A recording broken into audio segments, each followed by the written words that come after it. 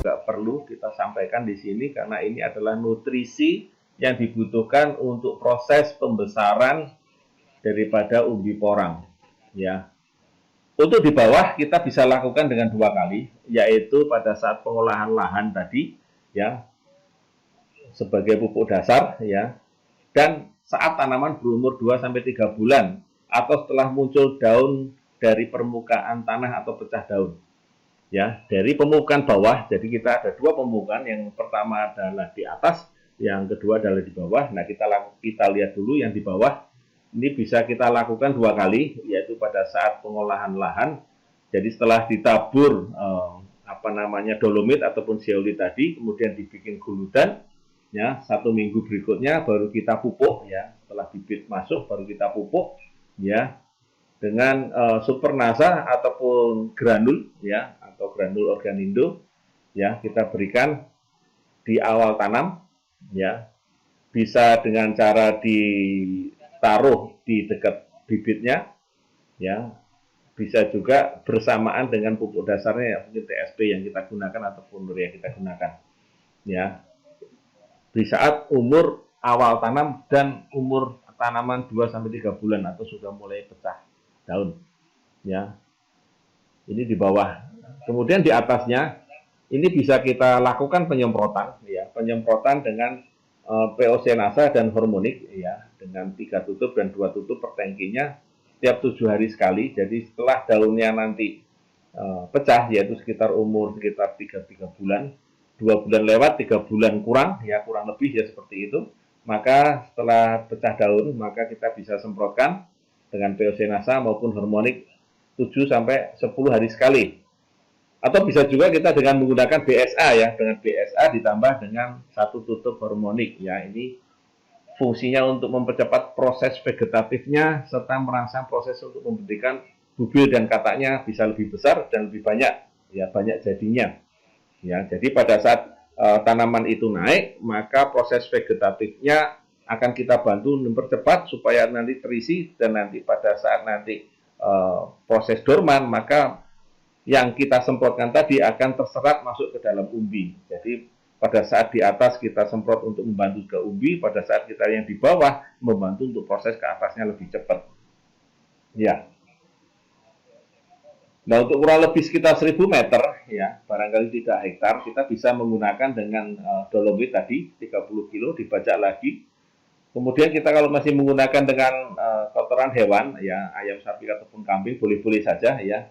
Kalaupun tanah-tanah tadi teman-teman itu masih banyak yang keras atau mungkin banyak yang misalnya kita habis tanam padi misalnya begitu, kemudian kita pengen tanam porang, ya, boleh ditambah dengan membantu untuk tanahnya lebih gembur, bisa ditambahkan kotoran hewan, ya, kurang lebih sekitar 50 sak, tentu saja mesti ditambah dengan glio, ya, teman-teman semua, untuk membantu supaya serangan jamurnya tidak berkembang pada saat kita menanam porang, ya. Kemudian yang perlu kita sampaikan juga di sini, ya, yang namanya pupuk kandang ini, yang namanya pupuk kandang ini itu sebaiknya di atas 5 bulan, itu lebih baik, ya, lebih bagus, karena di bawah 5 bulan bisa jadi dia bisa menjadi sebagai trigger daripada jamur, artinya dia bisa memunculkan jamur, ataupun masih panas sehingga bisa mematikan bibit, ya, ataupun benih daripada porang, ya. Jadi kami sarankan untuk menggunakan pupuk kandang yang sudah jadi atau yang sudah di atas 5 bulan, itu akan lebih bagus, ya. Artinya pupuk kandang tadi sudah siap untuk diambil nutrisinya oleh tanaman. Kemudian kalau kita menggunakan dengan organindo granul pada lahan 1000 meter ini, kurang lebih kita memerlukan sekitar 10 kilo, ya, atau sekitar 1 sak, ya. 1 sak nanti, setengah sak digunakan di awal tanam, setengah sak nanti kita gunakan lagi di 2 bulan atau 3 bulan. Jadi ada 2 kali di bagian bawah. Nah, atau kalau kita menggunakan dengan super nasa, ini kurang lebih 6-8 gram super nasa per tanamannya, ya, atau mungkin kurang lebih sekitar 1 hingga 1,5 kilo untuk 1000 meter persegi, ya. Ini ditanam di sekitar perakaran, jadi ini ditanam saja, ya, di sekitar perakaran, jadi belum disiram, ya, kita belum disiram karena ini kan nanti nunggu musim hujan, ya. Nah, untuk per 2000 tanamannya atau 2500 ini granulnya kita pakai ya sekitar 200 tanaman ya, 2500 gram granul ya. Nah, untuk 2000 tanaman ini 6,8 atau 10 ribunya bisa kurang lebih 1,5 kilo. Ya, dilarutkan dulu atau disiram itu nanti setelah tanaman ditanam ya tentu saja. Kemudian teman-teman semua, ini kita menggunakan pupuk dasar yaitu pupuk makro ya, kita sebut makro ya. Ada juga yang menyebutkan pupuk kimia begitu. Ini adalah pupuk makro ataupun pupuk kimia ya. Ureanya 10 gram per lubangnya dan SP36-nya 5 gram per lubang. Ini dilakukan ditanam di sekitar batang ya, ditanam saja di sekitar batang. Jadi diberikan di awal tanam ya, di awal musim hujan. Jadi pada saat penanaman porang, kemudian kurang lebih sekitar 2 minggu lagi baru kita pupuk dengan urea dan SP36. Ya, kita menggunakan dengan pupuk makro ini kenapa? Karena memang tanaman ini untuk menjadi besar dia butuh nutrisi yang cukup ataupun energi yang cukup. Energi yang cukup didapatkan dari pupuk yang cukup atau nutrisi yang cukup.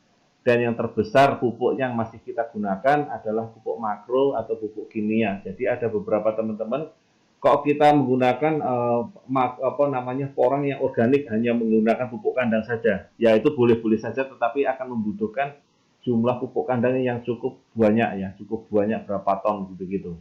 Nah, kita lihat di sini yang menggunakan dengan pupuk kandang saja, yang menggunakan dengan pupuk kandang itu ada kendala-kendala ya, ada kendala-kendala.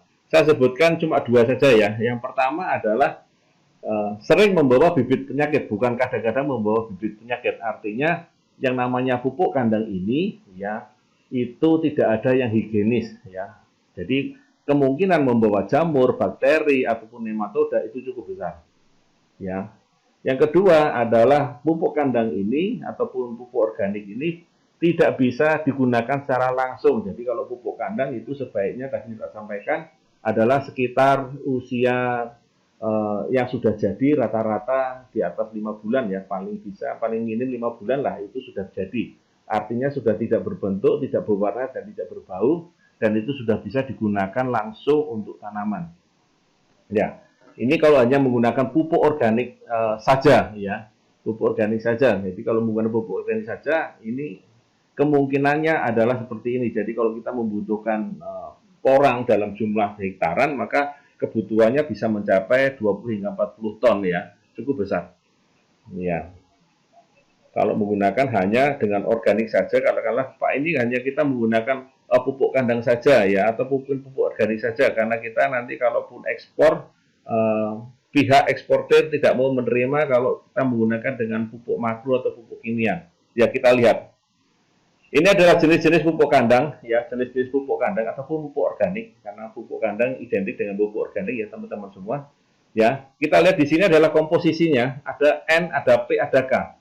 Ya, kalau boleh dibilang ini semuanya tiga-tiganya ini adalah rumus kimia. Artinya di dalam pupuk kandang ataupun pupuk organik terkandung pupuk kimia atau nutrisi kimia. Ya, ada N, ada P, ada K. Nah, andai kata itu dikirim ke luar negeri, kalau hanya menggunakan di sensor ya di sensor mestinya kalau dengan menggunakan pupuk kandang saja ya mestinya kena dong. Karena apa? Karena ini kan kandungannya juga kimia ya. Artinya apa? Yang kimia kita sebut ini adalah pupuk mikro ya, yang di sini yang nanti ini adalah pupuk makro ya, yang di sini adalah pupuk makro. Ini nanti akan saya cerita agak panjang, nanti ada di organik murni yaitu kembali di tahun 95 yang tidak menggunakan pupuk makro pada waktu itu. Kemudian ada cerita tentang anorganik dari tahun 65 sampai nanti tahun 80-an yang ada insus, suprainsus dan sebagainya. Dan kenapa kita memilih semi organik yang artinya adalah pupuk kita adalah organik murni ya, pupuk organik murni, tetapi di dalam pelaksanaannya kita masih menggunakan pupuk makro ya. Pupuk kita adalah pupuk organik murni, tetapi di dalam aplikasinya kita masih menggunakan dengan pupuk makro atau pupuk kimia. Ya inilah penjelasannya ada di sini. Ya, kalau kita hanya menggunakan dengan pupuk kandang lagi atau hanya menggunakan pupuk kandang lagi, berarti kita kembali ke tahun seperti tahun di bawah 65. Ya, kenapa kita masih menggunakan dengan pupuk makro? Ya, ini kita sebut pupuk makro, yang tadi adalah pupuk mikro, dan pupuk ya, makro. Ini adalah pupuk kimia ya, kalau mungkin teman-teman bilang. Nah, kita pisahkan dulu ya, yang kimia tadi, yang pupuk makro, ada yang pupuk mikro. Pupuk makro adalah dibutuhkan dalam jumlah yang banyak, pupuk mikro adalah dibutuhkan dalam jumlah yang sedikit ya. Kemudian yang berbahaya di sini bukan nitrogennya ya. Urea di sini ini kandungannya adalah nitrogen 46% ya. Sementara ada bahan kandungan 54% lainnya yang tidak diserap oleh tanaman dan itu tertinggal di dalam tanah dan bertahun-tahun. Ya, alangkah bijaksananya pada saat kita memberikan urea, mestinya kita juga memberikan pupuk kandang, tetapi itu tidak dilakukan oleh petani-petani kita sehingga tanahnya menjadi keras ya. Dan itu cerita itu akan panjang dan lebar, akan lebih banyak di tentang serba-serbi agrokompleks di sini. Oke, saya kembali dulu ke sini. Ini ilustrasi kebutuhan makanannya pada tanaman. Ya, untuk tanaman ada yang dibutuhkan dalam jumlah yang banyak, yaitu CHO-NPK. Ya, kemudian yang dibutuhkan makro sekunder, ada yang mikro dan ada yang perangsang tumbuh. Ya, sementara di manusia ini kita butuh makan karbohidratnya, atau mungkin kalau kita lihat tadi adalah banyak nasinya ya. Kemudian ada sayur, buah, dagingnya, kemudian susu dibutuhkan juga, tapi makin lama makin ke atas adalah makin sedikit ya. Jadi yang terbanyak tetap karbohidrat ya. Sementara di tanaman yang dibutuhkan terbanyak tetap unsur hara makro atau yang biasa disebut petani adalah pupuk kimia. Jadi dua-duanya ada kimianya kalau boleh dibilang. Jadi kita menyebutnya adalah pupuk makro dan pupuk mikro. Pupuk yang dibutuhkan dalam jumlah banyak dan pupuk yang dibutuhkan dalam jumlah sedikit. Nah, ini akan diulas di serba-serbi agrokompleks dan penerapannya atau dalam bedah agrokompleks. Biasanya saya sisipkan cerita tentang ilmu kacang ataupun ilmu payek di situ ya. Itu. Kemudian hama dan penyakit, teman-teman semua, hama dan penyakit. Sebetulnya paling sering adalah pada musim yang seperti ini adalah yang cukup sering karena hujan ya, itu ya titik-titik warna hitam seperti ini adalah karena jamur ya. Ini adalah karena jamur.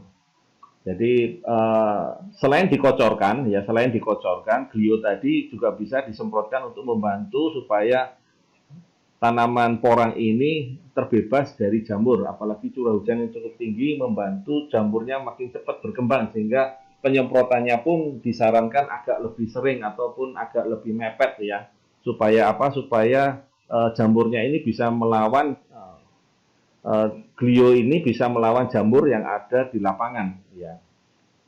Nah, ini ciri-cirinya paling jamur seperti ini ya. Kalaupun tahun 2021, nah ini yang sudah terjadi pada saat-saat sekarang ini, karena curah hujannya cukup tinggi ya, dan tanamannya kurang gizi ya, karena dari awal mungkin belum mengenal dengan NASA atau mungkin belum mengenal dengan cara pemupukan yang cukup tepat dan berimbang, maka tanamannya kurang gizi, maka yang terjadi adalah tanamannya kayak malnutrien begitu, sehingga yang terjadi seperti ini ya, warnanya kuning ya karena kurang N, kemudian ada jamurnya, ada bolong-bolongnya, ini karena kurang gizi, sehingga hama pun juga masuk di sini karena hama yang paling sering, paling belalang. Ini ciri-ciri belalang adalah seperti itu ya, bolong-bolongnya tidak dari pinggir.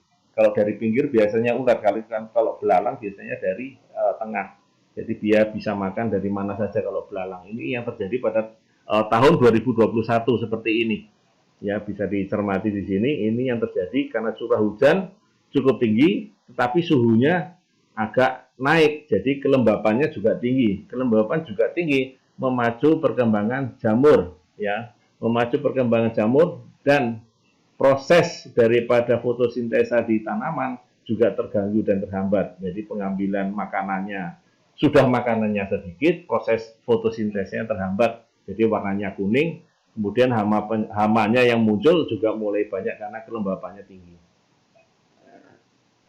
Nah ini biasanya hamanya jarang, tetapi karena situasional seperti tahun 2021 ini, hamanya cukup banyak dan biasanya serangan-serangan hamanya rata-rata adalah belalang pada kondisi-kondisi tertentu. Ya. Nah, Bapak Ibu mitra yang saya hormati,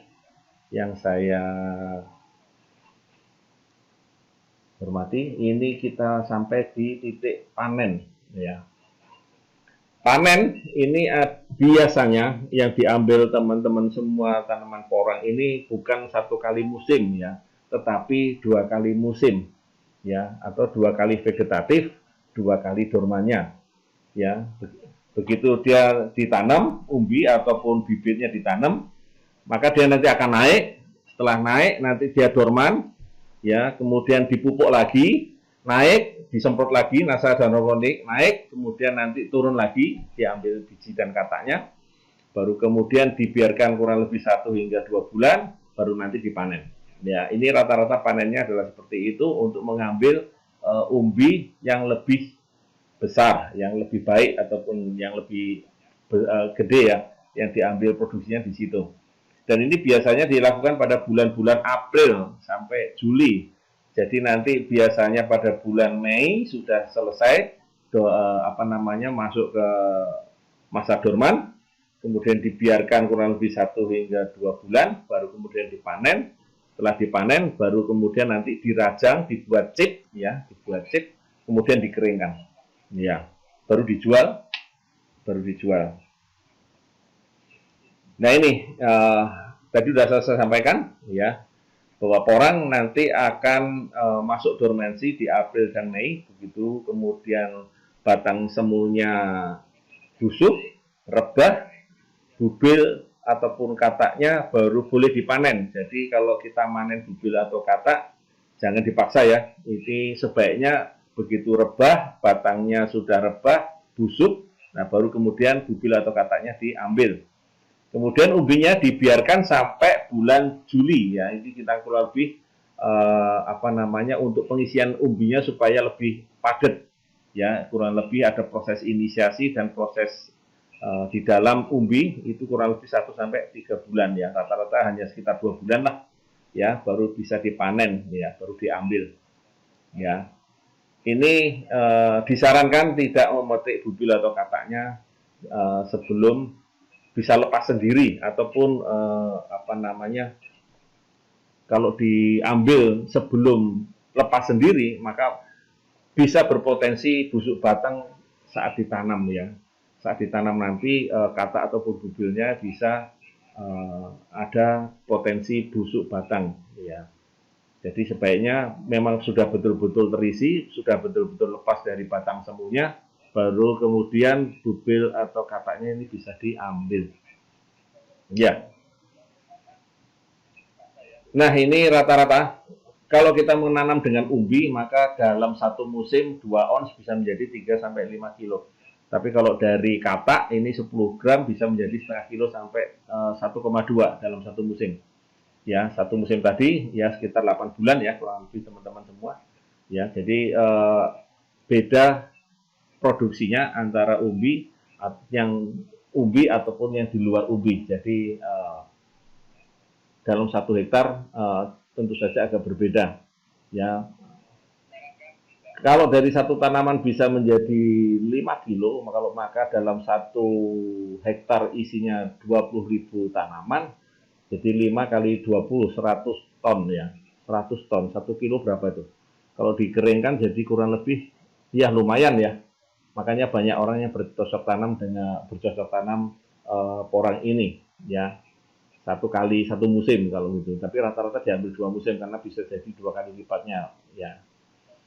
Harga umbi biasanya mahal di bulan-bulan Mei Juni karena kadar airnya sedikit. Ini biasanya sudah masuk di musim kemarau, jadi rendemennya juga agak naik di bulan-bulan ini, ya. Satu tanaman Yang belum memakai NASA biasanya sekitar 10 sampai 15 ya kata, tapi ukurannya agak kecil. Tetapi kalau nanti sudah pakai produk NASA, ya insya Allah kalau dari kesaksian teman-teman ini katanya agak besar-besar dan bisa langsung masuk ke dalam lahan, jadi tidak perlu dimasukkan di polybag dulu ya.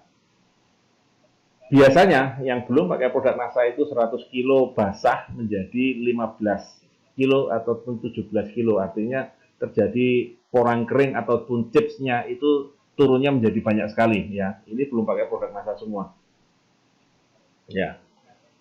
Nah, saya berikan tips teman-teman semua untuk tanam porang. Yang pertama adalah menjaga gulma ataupun rumputnya ini dibersihkan, utamanya pada saat awal-awal tanam ataupun awal-awal tanaman baru mengeluarkan eh, batang semuanya. Ya, ini musuh utamanya malah rumput ya. Artinya harus rajin dibersihkan di seputaran eh, bibit porang ataupun benih porang yang kita tanam, karena kan bisa 2 musim. Dan sebaiknya tidak memakai herbisida. Karena apa? Karena tanaman porang begitu kita semprot, kena semprot, ataupun tanamannya kena semprot bisa jadi mati ya, karena dia tanamannya lunak, batangnya semu ya. Kemudian tadi sudah saya sampaikan juga mengenai pupuk kompos ya, ini bisa juga pakai kambing ataupun pakai pupuk kandang yang lain, tapi sebaiknya bisa lebih dari 5 bulan ya. Yang sudah digiling juga lebih bagus, yang sudah lebih bentuknya halus ya itu lebih bagus ya. Cuman yang sudah jadi ya, yang sudah jadi itu bisa digunakan. Kemudian busuk batang ini bisa disebabkan oleh tadi pupuk kandang tadi karena masih mentah ya, karena masih mentah atau kasih kurang dari 5 bulan, sehingga dia bibit penyakitnya ataupun jamurnya itu masih bisa berkembang di situ, proses fotosintesis, proses fermentasinya masih bisa berjalan di situ, sehingga karena hangat maka bibitnya juga jamurnya maupun bakterinya masih berkembang, sehingga busuk batang bisa terjadi karena pemberian kompos ataupun pupuk kandang yang belum matang ataupun belum jadi. Kemudian bibit yang dipetik sebelum masa dorman ya, ini kita bisa hati-hati. Jadi bibit yang dipetik itu belum masa dorman sudah dipetik duluan atau diambil. Kemudian yang menyebabkan busuk batang yang berikutnya adalah tanah ataupun pH-nya di bawah 6 atau malah di atas 7 ya. Yang basah ini bisa menjadi membantu jamurnya juga berkembang ya.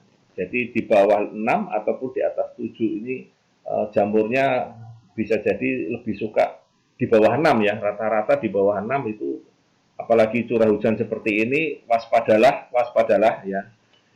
Curah hujannya tinggi ya, kelembapannya tinggi ya. Kalau di bawah banyak menggunakan dengan pupuk kandang ataupun kompos dan lain sebagainya, maka hati-hatilah terhadap jamur. Proses pemberian glionya bisa jadi lebih dari 1 kali ataupun lebih dari 2 kali untuk membantu supaya tanaman porang ini terjaga ataupun dicegah dari sejak awal ya dengan glio ya, dengan glio. Jadi bisa dilarutkan terlebih dahulu ataupun bisa disemprotkan dengan glio yang sudah disaring terlebih dahulu. Jadi bisa dengan 2 cara, langsung disiramkan, ditaburkan juga boleh ya, ataupun disemprotkan tapi disaring terlebih dahulu glionya. Baik, saya lanjutkan teman-teman semua ya. Ini adalah chips ataupun porang kering ya, porang kering yang dijual ke luar negeri adalah bentuknya adalah seperti ini ya. Sampai kadang-kadang kenapa Pak nggak dijual dalam bentuk serbuknya ya? Yang pernah saya dengar adalah para importir porang ini ya, mereka merasa pada waktu kita jual dalam bentuk serbuk ternyata mungkin ada yang nakal yang mencampur ya antara serbuk porang dengan yang bukan porang ya. Jadi mirip-mirip semuanya ya, mungkin sekeluarga, ada yang keluarganya porang dimasukkan, dibuatkan serbuk karena harganya kan tentu saja lebih murah ya yang di luar porang, sehingga dibuatkan serbuk dan dikirim eksportir ke luar negeri. Ternyata eksportir menolak karena tidak porang murni, maka sekarang jualnya adalah dalam bentuk porang yang chips yang seperti ini. Jadi kayak keripik lah katakanlah begitu ya. Sehingga kenapa kok kita tidak jual dalam bentuk serbuk? Yang pernah saya tahu adalah yang dikembalikan adalah serbuk yang tercampur serbuk porang yang tercampur dengan serbuk bukan porang, sehingga importir merasa kecewa sehingga masih seperti ini. Saya kurang tahu untuk tahun-tahun 2021, mudah-mudahan kalau kita bisa ekspor dalam bentuk serbuk, tentunya bisa membantu lebih tahan lagi, lebih bagus lagi harganya ya, saya rasa begitu ya. Mudah-mudahan ya. Nah, ini adalah granul organindo yang kita gunakan. Jadi ada beberapa produk teknologi NASA yang kita bisa gunakan, yaitu yang pertama adalah granul organindo. Ini adalah bentuknya granul, namanya juga granul ya kan gitu, granul organindo. Ya, ini per 1000 meternya kita bisa gunakan kurang lebih satu sak ini satu musimnya ya, di awal tanam ya, 2 kali nanti pemberiannya langsung diberikan di tanaman ya. Kemudian ini ada super NASA ya, ini bentuknya adalah padatan, bisa ditaburkan langsung, bisa dikocorkan ataupun disiramkan ya. Jadi ini sama seperti penggunaan pada granul tadi di awal tanam dan di usia 2-3 bulan kita masih menggunakan dengan ini. Setelah 1 minggu diberikan dolomit ataupun zeolit. Jadi kita beri jarak antara dolomit kepada pupuknya ya, kita beri jarak kurang lebih seminggu saja sudah cukup. Ini untuk bagian atasnya, kalau tadi adalah bagian bawahnya. Jadi pemupukan kita akan lebih efektif dan efisien dan bisa mendapatkan hasil yang lebih optimal, yaitu pemupukan dari bawah dan pemupukan dari atas. Jadi pemupukan dari atasnya adalah kita semprot dengan POC NASA ya. POC NASA biasanya dicampur dengan hormonik ya teman-teman semua ya. Dosisnya kalau disemprot tipis tadi 2 tutup POC NASA dan 1 tutup hormonik. Sementara kalau sudah penyemprotan ya, itu kurang lebih keluar daunnya sekitar 2 atau 3 bulan tadi ya, sudah pecah daun, bisa kita semprot dengan NASA dan hormonik 7 sampai 10 hari sekali ya, dengan dosis 3 tutup POC NASA dan 2 tutup hormonik per tangki 12 sampai 15 liter ya, kurang lebih seperti itu. Atau kita bisa juga dengan menggunakan dengan Green Star ya, dengan Green Star kita bisa semprotkan ya. Green Star bisa juga disemprotkan hanya Green Star saja, atau bisa dicampurkan dengan 1 saset Green Star plus 1 tutup hormonik ya, ini bisa juga seperti itu. Kemudian ini adalah pengendali alami kita ya. Ini tadi teman-teman semua, kita bedakan dulu antara pupuk dan pestisida ataupun fungisida. Karena yang terlihat nanti pada saat penyinaran daripada pupuk tadi, sebetulnya terlihat kimianya adalah pemakaian pestisida kimia ataupun fungisida kimia ya. Jadi kalau kita mau ekspor, rata-rata yang dilihat adalah cek di bahan-bahan kimia. Sebetulnya bahan kimia yang digunakan adalah yang nanti tertinggal adalah pestisida ataupun fungisida kimia. Nah ini kita ada pestisida organik, pestisida biologi, dan ada fungisida biologi yang tidak meninggalkan jejak, karena ini memang adalah dua-duanya musuh alaminya daripada jamur maupun hama ya. Jadi ini tidak meninggalkan jejak karena dia melawan langsung jamurnya ataupun hamanya dan memakan langsung jamur ataupun hamanya. Kemudian penyemprotan tadi bisa kita gunakan juga dengan biang subur alami ya, biang subur alami ya, nanti bisa dicampurkan juga dengan 1 tutup hormonik. Jadi bisa banyak produk yang bisa digunakan di sini. Campurannya mulai dari POC NASA dan hormonik, kemudian Green Star dan hormonik, biang subur alami dan hormonik ya. Jadi untuk penyemprotan di atas macamnya cukup banyak. Nah ini adalah kesaksian-kesaksian pada teman-teman yang sudah menggunakan teknologi pemupukan kita, teman-teman semua. Ya, hasilnya cukup tinggi ya pada tanaman di atas, hampir setinggi orang lah ya, katakanlah begitu. Ini saya mohon izin dari teman-teman yang sudah menggunakan teknologi NASA ya, saya ambil. Kalaupun nanti ada kesaksian-kesaksian yang lain, bisa juga di kolom komentar bisa diberikan di sini ya, bisa kita berbagi dan sharing pada teman-teman yang lain yang sudah menggunakan dengan teknologi NASA ya. Cukup bagus tanamannya ya, cukup tinggi, harapannya adalah nanti umbinya insya Allah juga tinggi. Ya, jangan lupa bedengannya ataupun bumbunannya perlu diperhatikan karena yang kita butuhkan bukan atasnya tetapi bagian bawahnya. Ya. Nah, ini adalah pembibitan dari biji porang yang masih dalam polybag seperti ini kira-kira ya. 7 bulan panen ya. Ini adalah dari umbi ya, dari umbi yang ukuran umbinya umbi belah. Jadi hanya menggunakan waktu itu masih POC NASA saja kurang ke setahu saya ya 7 bulan, jadi masih menggunakan baru setahu saya. Nah, kelebihan apa kalau kita menggunakan dengan teknologi NASA ini, teknologi pemupukan NASA ini? Yang pertama adalah glukomanan atau seratnya bertambah. Jadi kalau kita makan sedikit aja udah kenyang. Mungkin kayak kita ibaratnya makan beras merah ya, barangkali ya. Kita makan beras merah, kita aduk. Ya, saya sempat makan ini porang ini yang dibentuk dalam bentuk serbuk begitu. Ya, memang rasanya berbeda.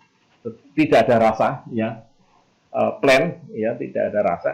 Tetapi rasa kenyangnya berbeda dengan beras merah. Jadi rasa kenyangnya agak lama. Jadi kalau nanti ini jadi menu puasa, jadi nanti setelah sahur, katakanlah kita makan 2 sendok serbuk porang ini ya, seperti halnya kalau kita makan beras merah 3 sendok misalnya begitu ya. Jadi rasa laparnya jadi lama dengan makan porang ini karena saya sudah pernah nyoba sendiri di sini.